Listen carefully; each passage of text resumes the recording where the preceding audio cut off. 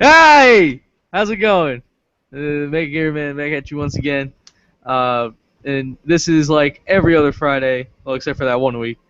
The Korra Saturday. review. Well, Saturday, but the episode came out Friday, but whatever.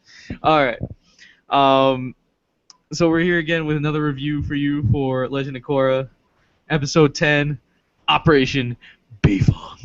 So this was basically a tactical thing where James Bond just came in, and I'm just kidding. But the thing is, uh, so we're here basically just to review this episode. A lot has been. I kind of almost missed this episode because of the fact that like there was so much going on that I couldn't even like keep up. So I was like, oh shoot, I know I'm forgetting something. So I go to my website and then all of a sudden it's just like Legend of Korra. I'm just like, oh my god. But yeah, so don't worry, we got this. There's only like about 3 more episodes left, I would to say, or 2 more. So we're basically almost done. But let's get into this episode now. And of course, yeah, I don't even know how to begin it. Well, This episode's awesome, first of all. But let's just go with a quick recap. So you want to do that there, Terminator? sure, yeah. This Terminator Juice, if I got the Sue icon this time round, 'cause she's badass. Yeah, I'm going to do it really quick, so bear with me. I'm going to skip a lot of stuff probably, but starts off with Lynn, Opal, Bolin on the Sky Bison that was from the preview. They're looking down over Zhao Fu, and then Toph shows up. They're basically figured out that their family has been moved to a different facility, like a factory or prison camp. Then it cuts to Republic City, and you got the president looking for solutions to the spirit weapon, and he wants Asami and Varric. They created a flying mech suit design, but the president wants spirit weapons, even though Korra and Varric both are against it.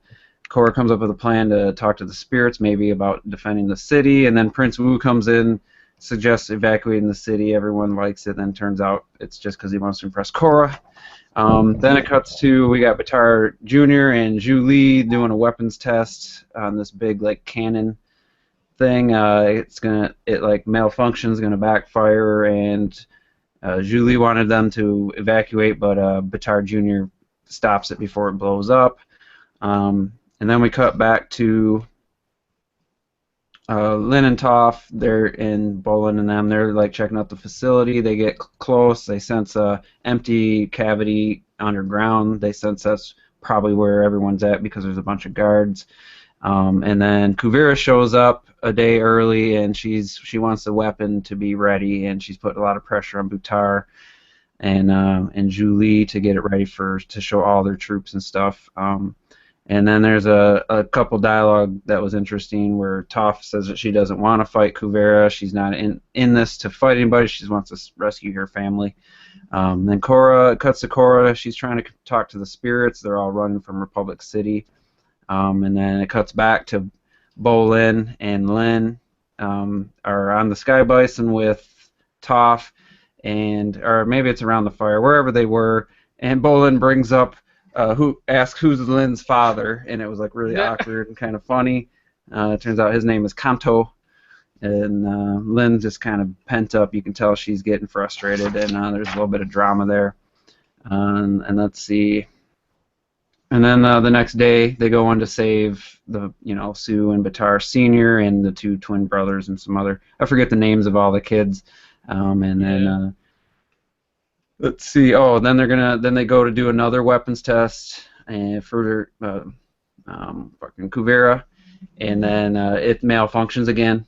And then it turns out there's a distributor pin missing from like some part of the electronics, and turns out that Julie has the pin, and for some reason she kept it on her, and Kuvira finds out, and she's pissed. So she has Batar actually tie Julie up to like this tower in the middle of the city. They're gonna like vacant city. They're gonna blow up.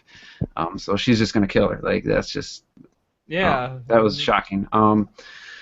So let's see. But let's see. Bolin and Lynn and everyone and Toph, they go down and they go to rescue everybody. They get spotted. There's a big alarm. And then we go to a big epic battle between some of Kuvera's troops and that group. And then cuts to Korra in the spirit world, and the spirits tell her they're not going to help. They don't want to be involved. They don't want to be used as weapons, which is interesting, and which we'll go into detail about, obviously, all this stuff. But and then it comes back to that weapon. It fires, and some earthbending, like, ricochet, like, lifts up the tank or whatever, and it just misses Bolin and Opal and them. And epic battle between Sue and Kuvera. And then, like, they get all surrounded. Toph comes and, like, takes just about everybody out single-handedly so that they can escape.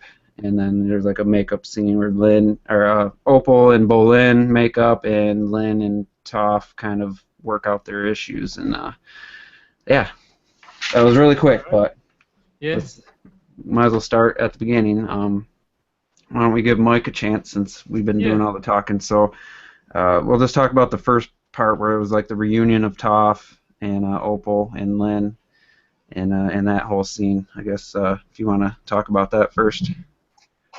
Well, the reunion was, not that spectacular. I mean, Opal was happy to see her grandmother, and Bolin was like, oh my God, it's my hero, and the Bolin comedy that I don't love so much, that they love to jam down our throats. Yeah, I definitely feel the same way. Yeah, like, geez, Bolin, just dial it down, like, 3 notches or something. But yeah, I thought it was like, it was cool seeing. I mean, they gave a good reason why Toph wasn't in the swamp, which was nice. Mm-hmm. Toph's not there because she is, trying to rescue her daughter and, the people that were held captive in Zaofu. Although I'm not really sure did Korra tell Toph that they were captured? Because I'm trying to know how. No, she did the spirit vines, right? The spirit vine, I think she could sense. So they gave it a really good reason as to why Toph was not in the swamp, which I like. That's good. But I still think we were, gypped not seeing that fight between her and Kuvera. But at least we got a little taste of it in this episode, a drop. Mm-hmm. Yeah, I agree. It was good to see, like, Toph with Lin for the first time, and Opal. And the thing I was talking about off air before you got in was Juicy, the sky bison. It was just kind of random sky bison with this green snot just all over its nose, and that's the kind of subtle humor that I like. I don't like the obvious Bolin humor. Like, he just goes over the top, especially the last episode. And but I just like that subtle humor with the sky bison just being kind of gross, and Opal just has to deal with it because she tried to figure out a way to get out of it, but once the bison picks you, you're stuck. So that was kind of funny, I thought. Is that the official name, Juicy? Yeah, that's her name. Yep. So that's your bison right there, boy. Yours, your bison. Okay, because you and Opal, when you get married, that's gonna be your bison. So. Bring some industrial size, like, towels to use as like a snot rag. Oh my God, that'll be disgusting. But yeah, it was nice to see at least freaking Pomp and everybody, like, to just work there. Why is Wu still here? That's the only thing I would have to say with that, is why is he still here? But I thought he would actually do it. No, hey, Korra, dude, not gonna happen. But yeah, I mean, I don't get their obsession with trying to, like, make us, like, force us with comedy. Like, it's like I said with Bolin, shoving it down our throats. It's like with the Prince too. It's like, are we supposed to find the Prince funny? Or are we supposed to hate him because that's where it's happening? I wonder if they want you to dislike him. But he's not an evil character. So no, he's just annoying. There's no reason to dislike him. So all you're doing is effectively wasting our time. Mm-hmm. Well, let's talk about the president, pushing for the spirit weapon, just like completely, he just seems like a one-sided guy. Like, he's all or nothing. He's black or white. Like, hey, you know what I have to say about this? You know what he reminds me of? America. That's what he reminds me of right there. Yeah, That is a perfect description of what America would do. It's like, oh, wait, what? World War III? Ah, nuke it. Yeah, that's basically how it would go. yeah. I did like that Korra actually took a stand, and she was against that, and she wanted to talk to the spirits. You know, that's a little bit of growth in her for her character. And then the flying mech suits could be cool. I just don't know if we'll probably see those in the finale. I think. And Masami and Varric, they really didn't have much in the way of dialogue. It was just kind of like real quick. So Yeah. that scene was pretty short. I'll And pay I you agree. 1,000 just to do this one line. I think the president of Republic City, it made sense for him to want weapons to fight weapons. I mean, in human history, if somebody has weapons, you want weapons to fight those weapons. Otherwise, conquered. So I don't hold nothing against him for that. I mean, No. that makes 100% sense. And as soon as he heard alternatives, we'll try to see if the spirits can help us. We'll see if we can, organize something. He was like, all right, get to it. He's not bloodthirsty like Kuvera. Hmm. I will defend Wu in one regard. I mean, I'd do whatever it takes to try to impress Korra. Like, Yeah. I would try, anything. I'm just saying. You gotta be mad at him for wanting to, try to impress her. Well, but he does that with everybody. Yeah. I know. I was just. So the next thing that happened was that the first weapon test was Zhu Li and Batar, where like back's pressure and it's gonna explode. On my second watch through, I could tell that Zhu Li wanted it to blow. She wanted them to evacuate, and Batar figured it out and stopped it. It was just a little bit of a setup scene. There wasn't a whole lot, except for the whole, like, you could tell he was under pressure to impress Kuvira, because he knew that she was going to be there the next day. So that was the next scene that we got. Anybody have any thoughts on that? The thing is, Batar, I'm surprised he even figured it out, how to even do that. Yeah, he got a lot smarter. He got smart real fast. Yeah. Last. He actually managed to control it in some way because it actually does work. That Julie was messing it up, but that weapon though, jeez man, I don't know, that's like a prototype. I don't know how you're gonna make like 50 of them in like a day, because I'm sorry, you may have all that manpower, but that looks like a lot of work, and I can see why they needed the metal. They're very immobile too. Like, it seems like it's gonna take forever to get it. Yeah. Unless they can use that's a problem. Unless it's like gonna be like a Captain America thing where freaking Hydra had those laser weapons and like all that stuff. But yeah, I mean, so far, I mean, it's nice to see at least how the weapon's gonna work and how's it gonna look like in a way. Especially gonna be like a cannon. So that's nice to see at least. Well, they have 2 weeks. 2 weeks to figure out how to make it mobile. Oh, that's true. I bet there's going to be a lot of them. I just have that feeling that there's going to be more and more. There's going to be maybe smaller versions or something, because there's no way that one weapon would be too easy for someone to take apart. Like, yeah, a couple metal benders, some water bender, they could cut it right in half. And that's the thing too. Yeah, they basically just stopped it by smashing it with earth in this episode. So. Yeah. It's like, especially to what happens though. I mean, that's something that they kind of forgot to show was after that one laser blast, was the vine still intact? Because the thing is that looks like a lot of energy, and that is a very, very thin vine, if you think about it. Didn't they show them kind of loading it in the beginning? I bet you have to reload it. Yeah, and then it went down. Mm-hmm. Yeah, when, and then like when Julie sabotaged it the first time with the crack, after he pulled the circuitry out, the whole vine like shriveled up. Mm-hmm. Yeah. And, yeah, so that I don't just know. Probably confirmed it's probably like a one shot. Okay, reload, one shot kind of thing, which is kind of. It's kind of like, why make this then? Because you are gonna run out of vines. So it kind of makes no sense.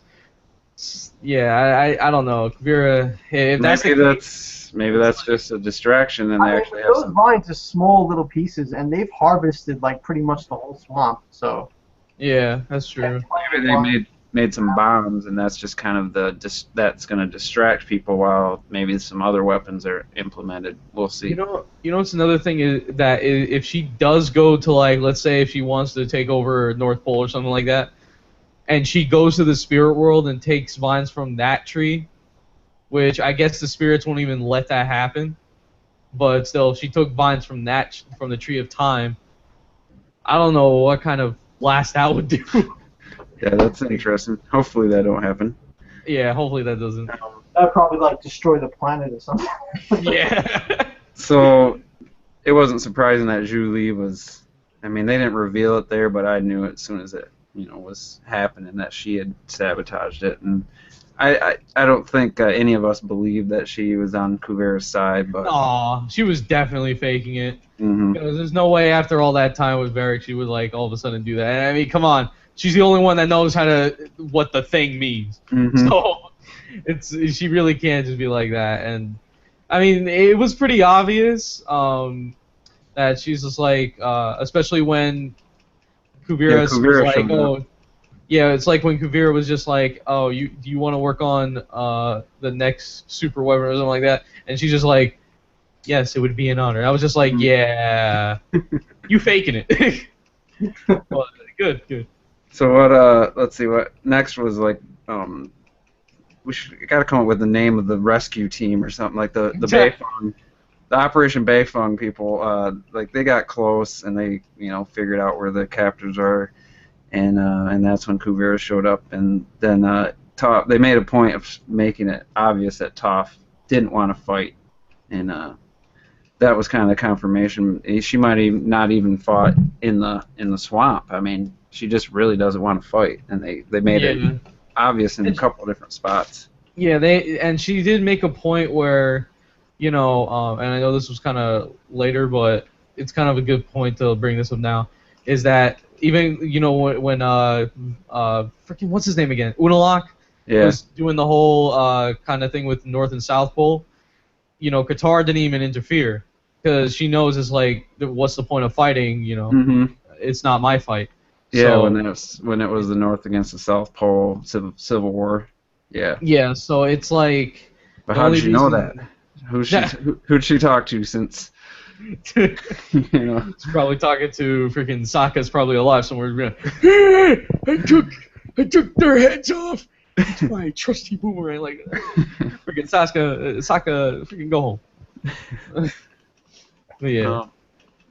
Yeah, I still think it was a cop-out, though, that she was like, oh, my back is hurting me, like, after Korra, like, so easily, Like, I don't buy it. She did do some serious earthbending. Like, she really showed everyone up, but we'll get... She's like the master of earthbending, of course. It's like, what else? Metal bending, too. Mm-hmm. Metal bend? Well, she freaking came up with it. I'd like to see her metal bend before the series and ends. The thing is... Oh, what?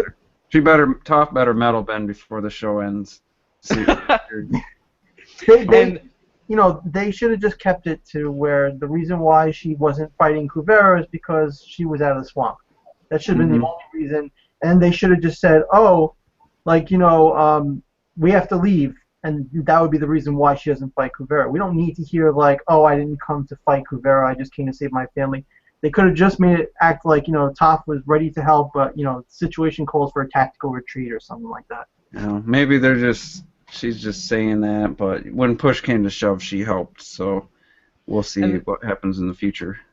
Episodes. When freaking Bolin told her about, oh, well, I'm a lava bender, apparently she knows that that's an actual skill, like, she's like, oh, that's a rare ability. Yeah. So she actually knows about this. She knew before, I guess, even Gazan.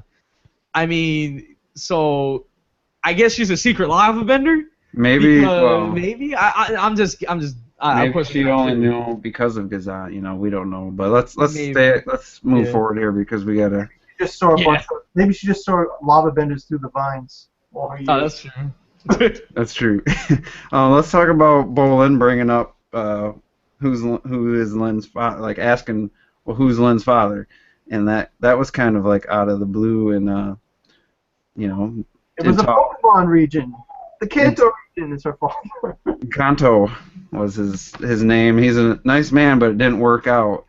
And like that's all you get. And it's like I think they did it just for the fans, but then it didn't really give us much. And of course, then Lynn was all pissed off because she didn't. Probably that's the most she's ever heard about her father. I'm thinking. And there was actually a line where she said to Toph, like, once we save Sue, we're finished. Like her and Toph, like that was.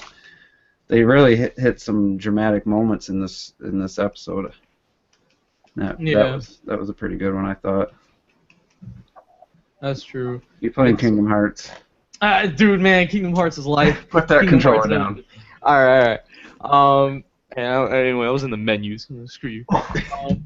But the whole thing with that Lynn father thing, I wish we could have seen a photo or something like that, like some kind of like flashback kind of photo thing going on there. But if you read the comics, which I highly doubt many people do, they actually show who that is. So I think it was like a scientist, like an inventor or something like that, or an engineer. I wonder what Sue's father. No one knows about that one yet. Okay. So that one is out of the question. Gotta be. If it was Sokka, it'd be awesome. No. I mean, the thing is, she has the skin of a water tribe, right? You know, she has that kind of tan skin.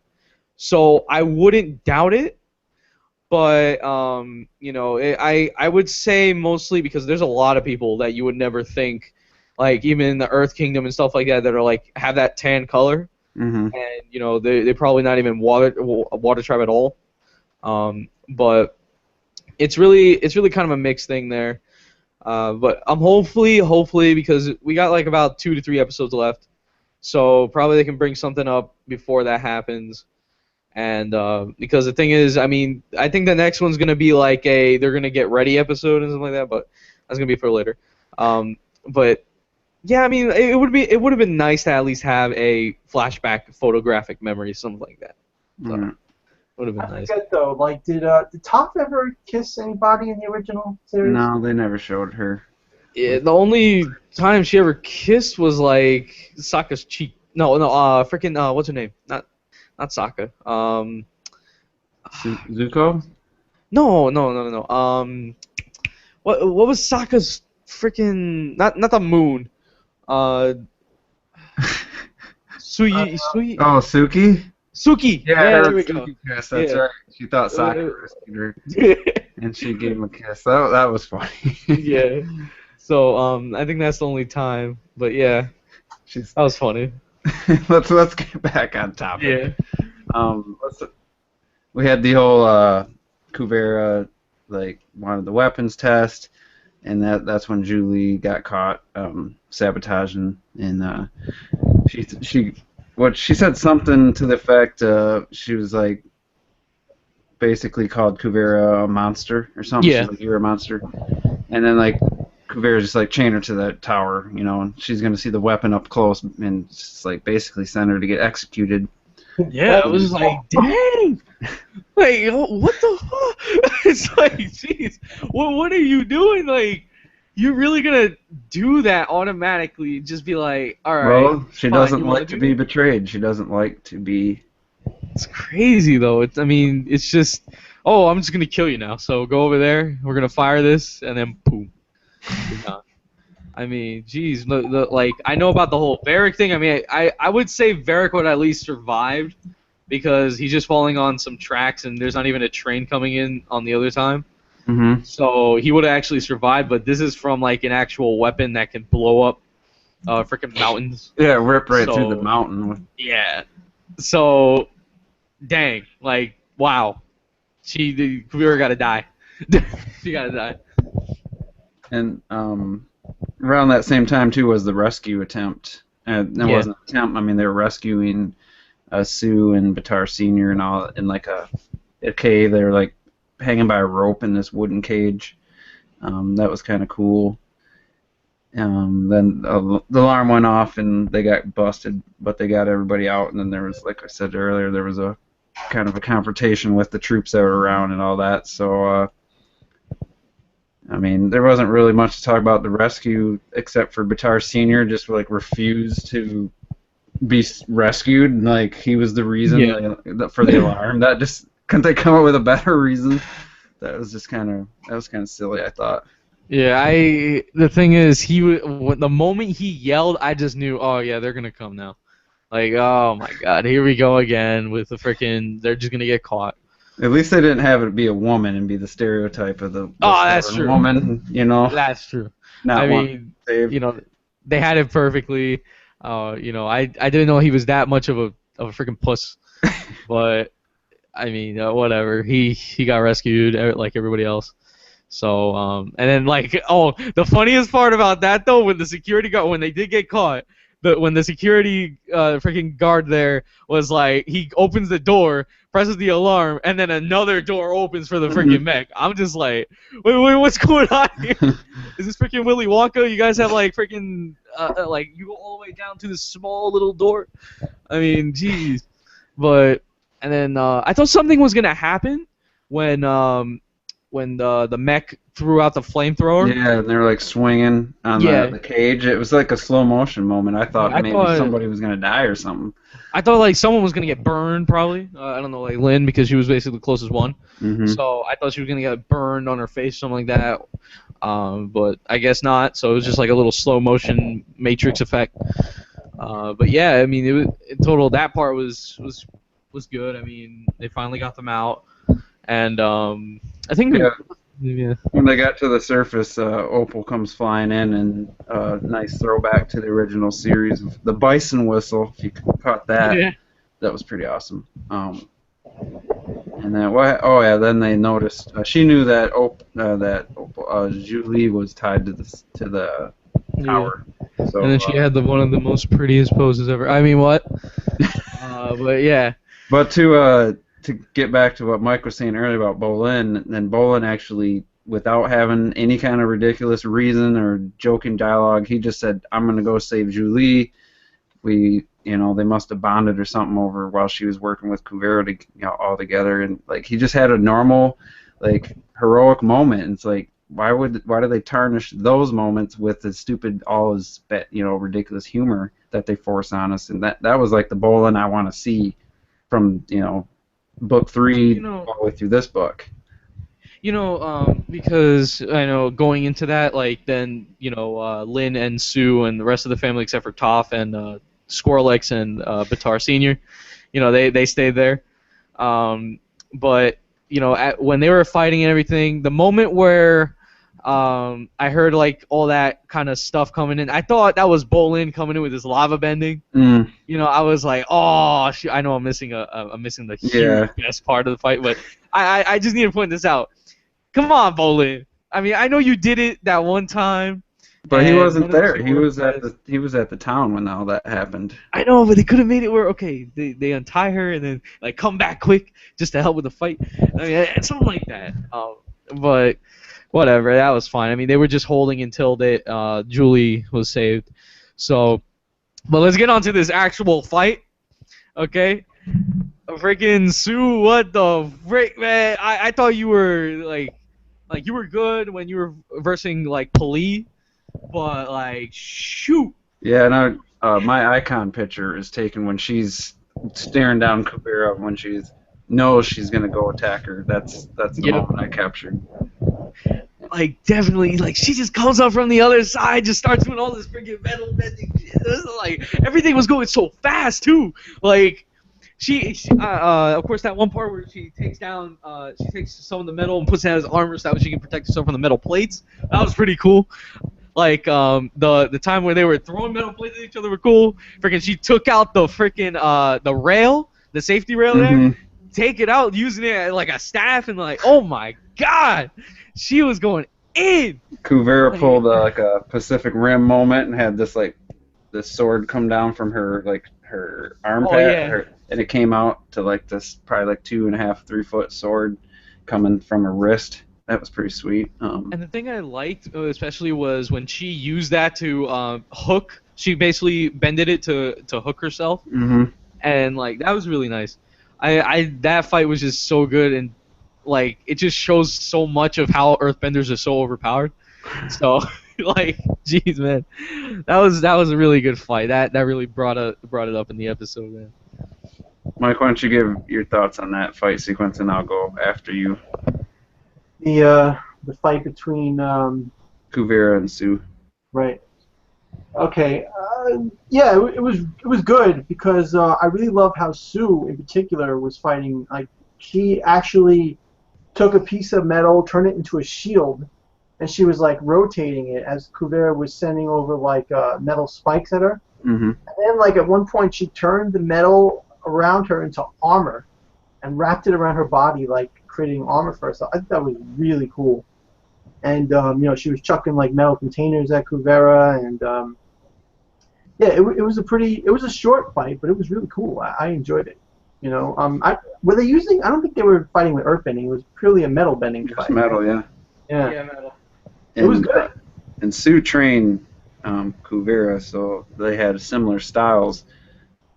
It was definitely short, but honestly, I can't think of a better fight sequence in the whole Legend of Korra series. Like, just so good, but for such, I mean, it was just like a minute long, but it was just perfect in every way. Like you said, just all the little details, the body armor, the Kuvira using that hook to kind of wrap around and around the railing, and she kicks and gets the upper hand on Sue, and it was just like, God, it was perfect. Like, I just loved it. It was probably the highlight of this season for me was that moment, as far as the action goes, and it was spectacular. And Kuvira, she was getting kind of not beat, but she's kind of her equal, but she ended up still got the upper hand and kind of won the fight. And then Sue kind of retreated with what happened. I can't remember exactly how it tied up at how they got back into that circle. Sue jumped off the tanker or whatever, wherever, I don't know, whatever that ship thing was they were on. Oh yeah, and then Yeah, then one of her earth bending allies shot a metal, rope or whatever, and then Beifong locked ropes with them, and Yep. they over there. Actually, I think those guys were like brothers or something. They look like twins or something. And yeah, then they got back into that circle, but they were basically surrounded, and they're mechs everywhere, and they're about to get destroyed. And that's when, as Top like a friggin' like earthquake. tidal wave, like She that makes was. the ground like how like a wave comes up and down. Like she makes the ground like move in waves. She just disrupts everything, toppling the metal machines and flipping the gun over too. I believe the large weapon. I have to say, like, the hair stood up on the back of my neck. Like, it was like chilling because I knew Toph was doing it as soon as I heard the rumble, and it was just like, it's just that nostalgia and just loving Toph. Like, she was my favorite character in the original series, and that moment was pretty. I couldn't help but have a big grin on my face after that happened. And that just let them escape on Juicy, and they didn't really stay and fight, which they kind of had the upper hand right there. I don't know. It would have been probably smart to maybe stay and fight, but they got to set it up for a big epic finale. So they just retreated at that point. I mean, they were only there for the family, anyways. Yeah, and Toph said she actually looked at Kuvira and said, "You give metal benders a bad name." And Kuvira kind of had a weird look on her face, and her hair was all messed up because she was, definitely tested in that fight. So, yep. Overall, it was a pretty awesome moment. And yeah, basically after that, they just. I like how Toph said too that Bolin could become a metal bender. Oh yeah, yep. With proper instruction. Yeah, that was. Maybe before the series ends, Bolin will actually learn how to do it. That'd be cool.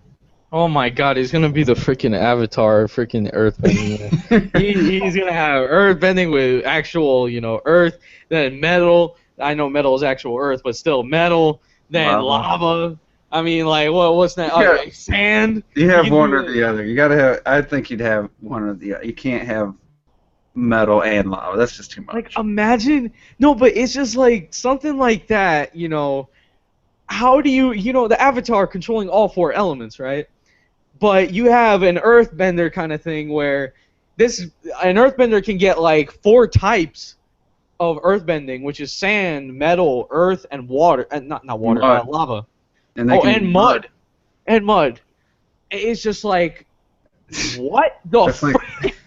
lava's like fire, then the mud's like water, and then the earth. There's really nothing like Wasn't air, Toph but using mud? I thought Toph used mud when she was fighting Korra. Yeah, she yeah, did use mud. just saying that earthbenders have a lot of Yeah, appearance. so I thought like mud and sand, wouldn't that just be classified as normal earthbending? Yeah, but it's the way you can manipulate mud is almost like water. The way that they can create whips and stuff with it. Yeah. So, but anyway, let's wrap this up. But if you think about it, technically, they should be able to manipulate people too, because the human body is full of earth. Yeah. We're all, we all come from this planet. We all have the same atoms and all that crap. So. That's true. Now you're getting too deep. Too deep. Too scientific there. Then basically it ended with all the apologies, and Bolin finally won back Opal, and Lin and Toph kind of made up, and then that's when Julie dropped the bomb that they have about 2 weeks, which I guarantee has been pushed up now that Julie's been kind of switched sides again. But that was basically how everything wrapped up for this episode. It felt a little more natural to me that Opal, even though it was like, because Bolin went with her to save her family, like that seems like a short-term fix to their problem, like her forgiving him for just that reason. But it seemed a little more genuine than I thought it was going to be. Thought it was just going to be a lot more forced feeling. But what do you guys think? Well, I mean, this is good because now this is information more that what's going to happen, and that they really have to be prepared. So there's about to be something coming in very soon in these last episodes. So definitely something's going to happen where Raiko's going to do something. But at the same time, Varric, instead of making that weapon, which I don't know why he hasn't told Raiko anything about what he did back with the prisoners, he can make EMPs. Mm-hmm. So all you gotta do is just put an EMP on the cannons or whatever, on the mechs, basically make a huge AMPs, and you're good. You're basically good. They'll take done. out all the mechs. Yeah, definitely they should not forget about that. But They probably will, unfortunately. that was a one-time deal. I would say, like, with Bolin and, what's her name again? His girlfriend, Opal. I didn't understand why she was so mad at him in the first place. I mean, he thought he was doing what was right, for people, and he didn't want to back down. He felt like he belonged somewhere. But then when he found out he was wrong, he apologized and said he was going to help her, get. I mean, I don't know. I just felt She's like a woman. That's the answer, because he joined Kuvera, and Kuvera broke up her family, so there was no forgiving. I guess so. Yeah, there's stuff there. But I mean, yeah, it makes sense that that she would forgive him. But I would just think like she should have forgiven him a while ago. The minute he said he realized that he was wrong because she turned out to be a psycho, But yeah, like you said, I don't know, woman. But yeah. So concerning the EMP thing, yeah, I don't think they're going to remember that Varric did that. The writers, I say they, but if they did and they have Varric use EMPs, for the army to take out those mechs, that would be amazing. I mean, we'll be lucky if we actually get that, but story-wise, it would make sense for him to prepare it, since they know that in 2 weeks they're going to get attacked. So we can hope for that. I don't think so, but that would be pretty awesome.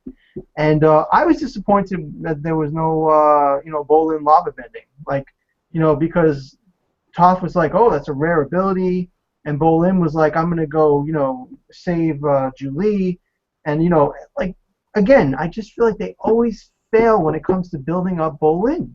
Like, come on, I don't want him to just be a comedy act. And it's like, okay, let's say they do give Bolin metal bending before the series ends. lava bending and regular earth bending. So what? He's a goofball. You know, it's like he's not. You haven't built up his character. You can't just give him like all these individual abilities and expect us to be like, oh my god. Well, it's almost like they're turning Bolin into Nukchuk. Yeah. No, seriously, it's like Nukchuk is a stupid movie about a stupid guy who's a hero, you know, with all these crazy powers, and that seems to be exactly what Bolin is becoming.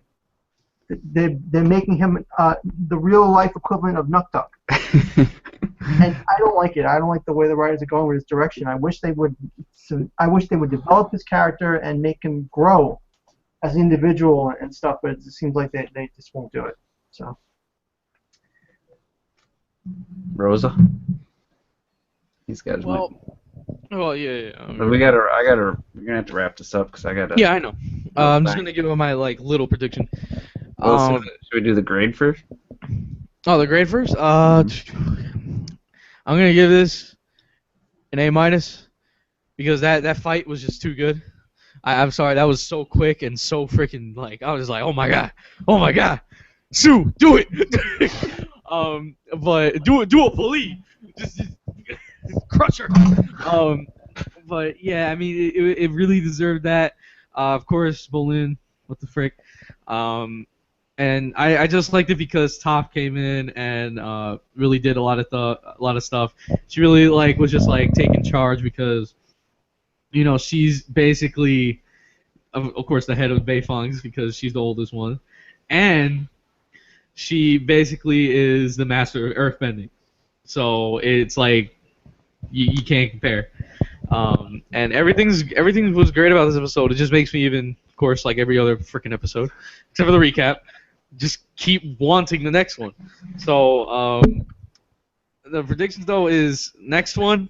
There was a clip that they showed, which was just like a few seconds longer, of course, of like Batar Jr. and Kuvira, and you know they're giving this whole speech of we're gonna invade Republic City, blah blah blah, and basically it's like when they're going the back, they're just like Kuvira was just like I'm just like dude man, Batar Jr. man, you actually buying this? Well, I don't know. I feel like she's just.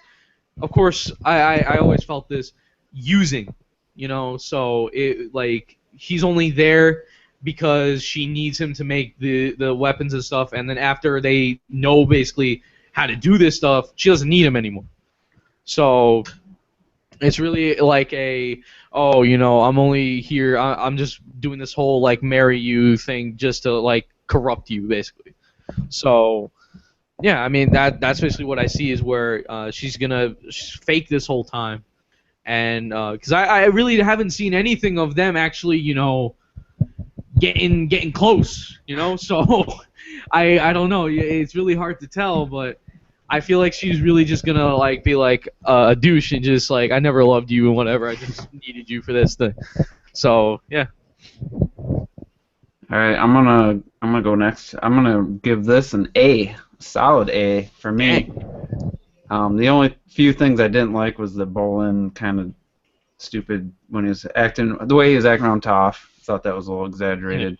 But you know, Toph's pretty awesome. I might do the same thing. You know, she's like a celebrity to him. So maybe they could have just toned down a little bit. But everything else I thought was spectacular. The music was excellent. The fight animation choreography was top notch. And it was just we didn't really talk about Korra and the spirit stuff. I mean, we kind of forgot that part, but you know, there was only a small, maybe a couple minutes of the whole episode. I guess I'll just mention it real quick. The spirits are unwilling to help defend Republic City. They don't want to be used as weapons in a human conflict because that's what Kuvira is doing, and they refuse to help Korra, which we forgot to mention. I thought that was interesting, but I think they're just setting us up for, like I said before, like the Avatar movie with James Cameron, where the nature came to their rescue because they knew that their world was in danger. So I think the spirits will come back. That's be one of my predictions for the final episode, not next week's episode, but. And then that preview, I disagree. They showed Kuvira hugging Batar Jr., and I thought she was going to have the open eye thing. evil look on her face, and Yeah. they actually portrayed real emotion, and she really seemed like she wants everything to be done so they can get married and stuff. That's how I took it. Whether they were just trying to trick us, I don't know. But next week's episode is going to be a setup, I believe, for the attack in Republic City. They might even, towards the end of the episode, they might already be attacking Republic City. If there's 13 episodes, then next week definitely won't be attack, but it'll be a setup, kind of like on the original series on Book 1, when the Fire Nation was coming to attack the Northern Water Tribe. There was kind of a setup episode beforehand. So I think that's what we're going to get. Yeah. And probably a lot of Varric and Asami in that weapon, like the hover mechs or whatever. So it'll be interesting. I'm excited, and hopefully after this week, the next 2 episodes will be on the same day. It'd be nice if they let us watch them both together. But yeah, that's how I felt. I thought it was a great episode. Yeah, you should totally put both of them together to do one final. If they're That'd be what was good. that? Oh yeah. I said you should totally put both the episodes together, like you were saying, because it would be a great send off for the series. Have an hour special. Yeah. Oh heck yeah! And especially if there is 3 episodes left, then just put them all together. Who cares? Freaking an hour and a half marathon. Frick, I'll do it. But yeah, so that's gonna be about it, guys. Hope you like the review. My Yeah, he grade. didn't give his grade. Dang! I thought you did. Nope. Go for it. My grade is going to be an A-. There were a lot of things I didn't like in the episode, such as the prince, such as Bolin. I didn't like how Julie just had the metal pin on her. Like, come on, dumbass Julie, throw it away. But there were so many good things, like the escape attempt where they're breaking the family out of the cage, hovering and above the suspended on the ropes or whatever. I love that part. I like seeing Opal being reunited with her family. I liked seeing Bolin, having that heroic moment where he saved Julie. I liked the fact that Korra tried to look for a different solution with spirits, but even though it didn't work out, that was pretty cool. And Toph using her powers and the fight scene with Kuvira, all of that was really good. I was really disappointed that Toph didn't get to fight Kuvira, but at least they gave a decent explanation for it. So there's a lot of things I don't like, but there's a lot of things that I think balance it out. So I'm going to go with an A-. And I just got to say that I think next week's episode is definitely going to deal with the setup attack on Republic City, like Juice was saying, and also hopefully we'll see more of the preparations working together to form this great force in preparation for her attack. So that's what I'm expecting. And overall, it was just a really good episode. Probably one of the best episodes we're going to see in the series, I feel. So. All right. So especially, they can't do no garbage episodes anymore. They can't do that. So because we're finally getting to the final thing. So definitely. But yeah. So there you guys go. That was basically a review for episode 10, Operation Beifong. So there you go. There you have it. It was a really good episode. And hopefully see you guys next week on Terminator Juice's channel because we if you guys are new, we always switch. So there you go. Go to Terminator Juice's channel for next Saturdays. And yeah, that's basically about it. So Terminator, go for it. All right. Like he was saying, next week, probably around 7 o'clock, just normal time Saturday. We'll do episode 11, chapter 11, whatever. So yeah, this is Terminator Juice. Thanks for watching, and stick with us. And we'll wrap the series up. Maybe we'll have a bunch of guests on for the after the finale to wrap up the series or something. If we can get some other Korra fans. I know Derek Steelfox is finally caught up with the series. And then some other people I know, like Zen, I had mentioned he wanted to come on one. So yeah, I think that could be cool. So anyway, thanks for watching, everybody, and I'm out. All right, Mike. Yeah, thanks for watching. We enjoy this series. We'll be back next week, so please keep watching and tell us what you think in the comments below. We love to hear fans' opinions. There you go. All right. So that's basically about it, guys. Don't really have much to say for myself, but thank you guys for coming in. Really good review, and I'll see you guys later. Like I always say, well, don't lose your way. Don't be afraid, but just have that opal in your head. Oh, that's. Oh.